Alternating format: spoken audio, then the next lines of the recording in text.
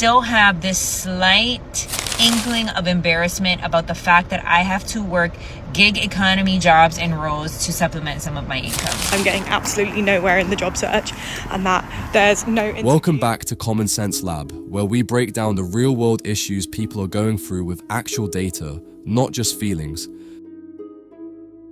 Remember the lie they sold you? The one that said, go to school, get a degree, work hard, and you'd be set.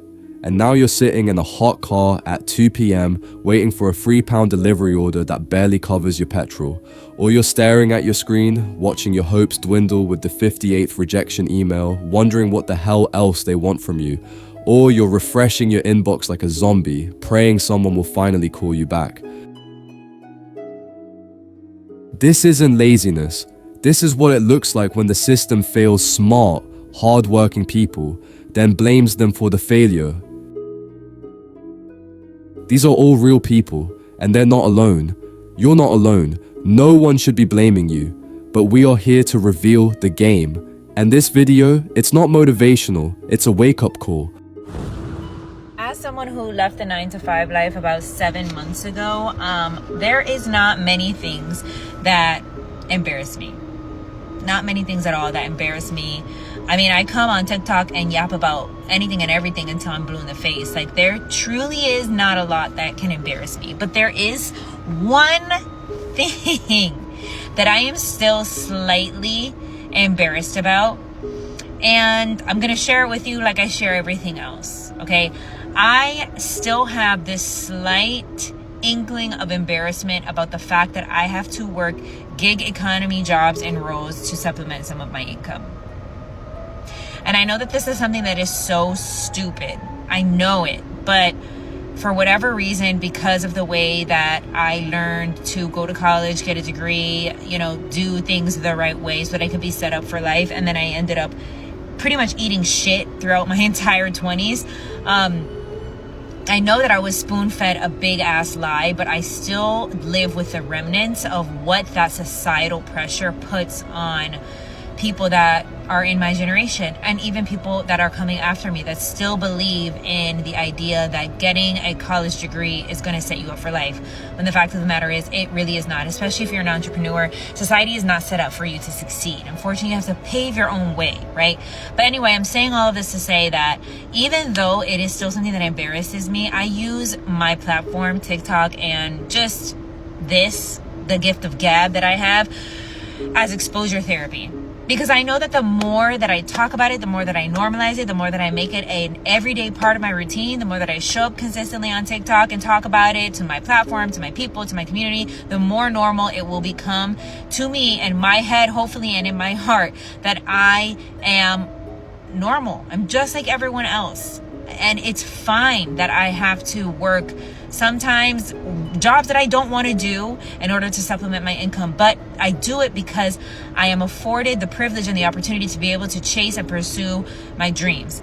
However, it doesn't change the root, which is that it is inherently fucking embarrassing to say, yes, I am actively choosing to be broke in hopes that I will be scrappy enough, smart enough, innovative enough, I will be different enough in whatever industry it is that I am choosing to be in. I will stand out enough to make a difference and create the life that I know that I deserve.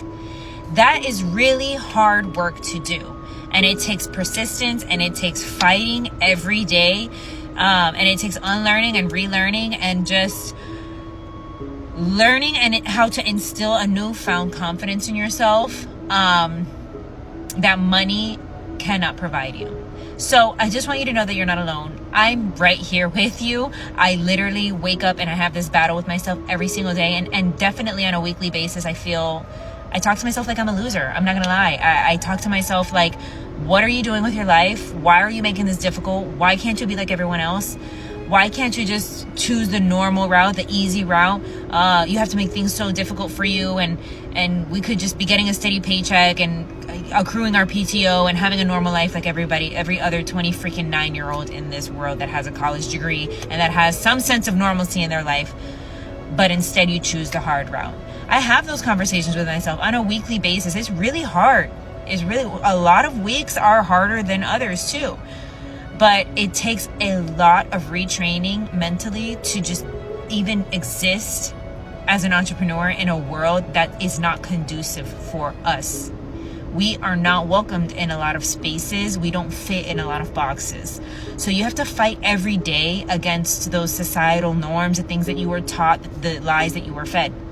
And anyway, I have to admit it. I'm embarrassed. I'm embarrassed that I have to do work in the gig economy, but hopefully I think that showing up here on my platform and talking about it in the ways that I do, I get a lot of positive feedback. I get a lot of people that say that I help them, that I'm giving them good advice, I'm helping them with tips and tricks, and that's all that I can hope for in the grand scheme of things, because that is ultimately my purpose in life. So This is what they don't tell you when they romanticize escaping the rat race. You might leave the 9 to 5, but you don't escape capitalism.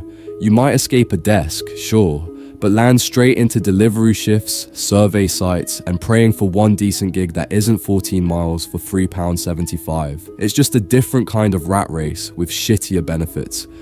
She says she feels embarrassed, and you know what? That shame doesn't come from her. It comes from a system that taught us, if you go to college, play by the rules, get the degree, rack up tens of thousands in debt along the way, you'll be set. But more and more people are waking up broke, burnt out, and betrayed. The embarrassment, is it about gig work, or is it about the lie we were sold? I'm actively choosing to be broke in hopes that I'll be smart enough to build something.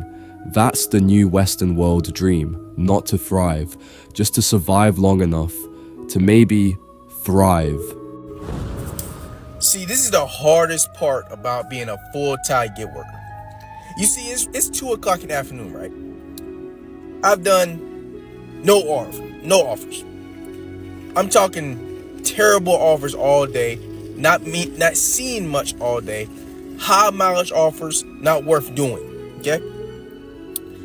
The sitting around, especially in the summertime, you burning your gas, wasting on your air conditioning and all that. So if you're trying to get into being a full-time gig worker, just know this is the hardest part about being a full-time gig worker. The sitting, waiting for orders all day. Okay, you better have some patience, and you better have some tough skin, because ain't everybody can survive doing this. Just letting y'all know that. He's not lazy. He's not entitled. He's sitting in a hot car, burning fuel, just trying to make a living. No pension, no hourly wage, no benefits, just hope and a phone screen. This is what flexibility looks like in the gig economy. It's flexibility for the company, not for you. You're free to wait all day and earn nothing. And this isn't rare. According to the UK's TUC, over 1 in 6 UK workers now rely on gig work or 0-hour contracts. Think about that. 4.4 million people living month to month, often day to day, without a safety net. You don't get sick pay. You don't get job security. You get algorithmic roulette. And you better have tough skin. Is it just me that finds finding a side hustle actually impossible? I look around the side hustle world and I'm just like, where? What do I do? In January, I sat down and I made a plan, and I was like, right, you're going to sign up to survey sites, you're going to sign up to market research, you're going to try pet sitting and house sitting, all these things. And I have made some money off survey sites, but if you know what survey sites are like, it's like pennies for 5 minutes or whatever. I have had 2 market research calls since January. We are in the middle of April. And one of them I didn't answer because I was at work, and then they didn't answer when I called them back. And then the other one, she booked me in for the wrong day, which I couldn't do. So I've made a big fat £0 from market research side hustles. I don't know, I just find it really difficult. Is anybody else on the lookout for side hustles, and does anybody else have any success with side hustles? Because it is something I'm really struggling to grasp. The side hustle economy is marketed like a gold rush. Earn from home. Just start a business. Make passive income while you sleep. But who's really getting rich off this gold rush? Usually, it's the gurus selling the dream, not the people trying to live it. Here's the truth. Most side hustles pay like a slot machine. You do all the work up front, and maybe something pays out. I tried survey sites, market research, pet sitting. I made nothing. She planned, she researched, she followed the advice. But the reality? You would think that the market was designed for everyone to succeed. Nope. It's designed to make you feel like it's your fault when you fail.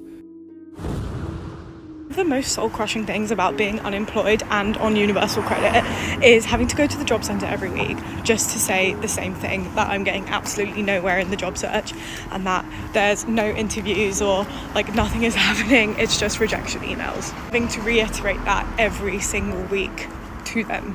I'm like, what if they think I'm not trying? I literally am. I am applying to jobs like every single day and getting absolutely nowhere. And it just sucks. Just like in this endless cycle of applying to jobs and getting rejected and just being stuck at home. I'm going insane being stuck at home. I hate it. I just want something to do that's going to stimulate my brain. Like, I feel like I'm going insane. Imagine this. You're applying every day. You're trying your best. And every week you have to walk into a government office and explain that you're still failing, still unemployed, still nothing back, still stuck.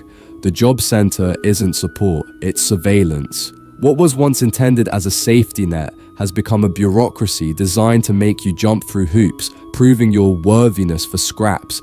You're not just jobless, you feel worthless. And the system reinforces that by making you prove your effort to people who don't even offer real help.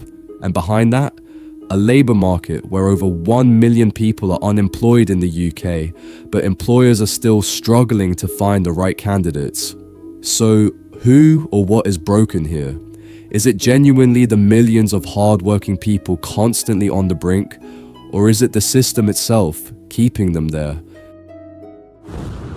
Anyone want to give me a job? Anyone? I have no idea.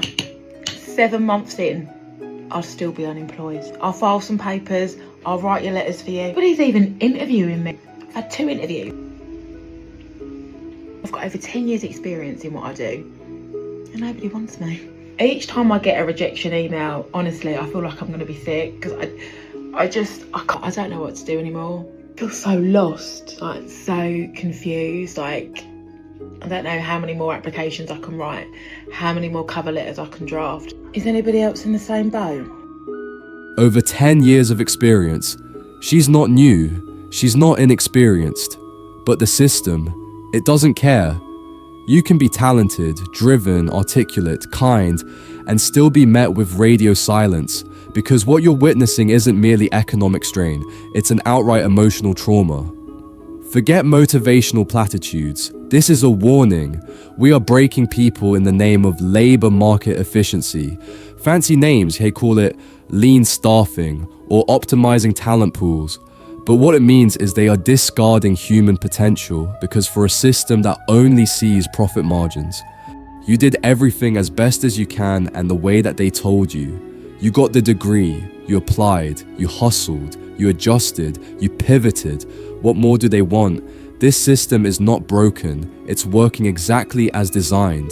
To keep people scrambling, to shame people for needing help, to make you feel like the failure when everything around you is falling apart. So no, don't internalize this. Don't carry shame that belongs to policymakers, CEOs, and 4 decades of bad economic choices. You are not the problem, but we are all part of the solution, and that starts by stripping away the shame, by talking about this, by sharing it, by making sure people see they're not alone, and by refusing to play by rules that only benefit the pre-selected few. If you found this breakdown useful, hit that subscribe button. We're building a community of people who want to understand what's really happening behind the headlines. Drop your thoughts in the comments. Are you seeing similar issues where you live? And let us know if these videos are representing your reality. At Common Sense Lab, we don't just react. We connect the dots, expose the patterns, and remind you, the system isn't broken. It's functioning exactly how it was built, and that means it can be rebuilt.